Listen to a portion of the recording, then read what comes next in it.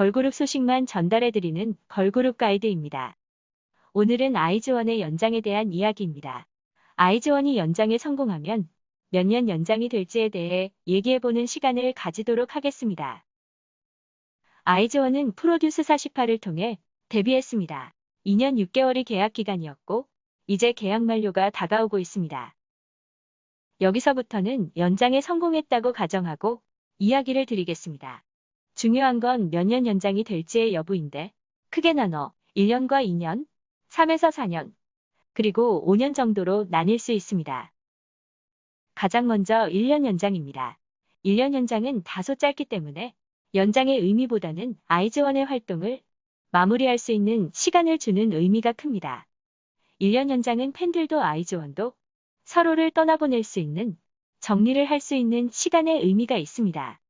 2장 정도 앨범을 내고 마지막 콘서트를 하는 정도의 방식이 될 듯합니다. 두 번째는 2년입니다. 2년이 되면 이전 아이즈원 활동과 비슷한 기간입니다. 그렇기에 1년보다는 좀 더 제대로 된 활동을 할 수 있고 5장 정도의 앨범을 낼 수 있어 제대로 된 활동을 할 수 있습니다.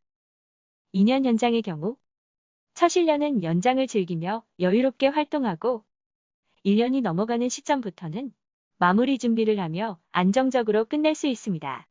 다소 어정쩡한 1년보다는 여유가 더 있고 좀 더 제대로 된 활동을 할 수 있습니다. 회사 입장에서도 너무 길지도 짧지도 않은 적당한 기간입니다. 이번에는 3에서 4년입니다.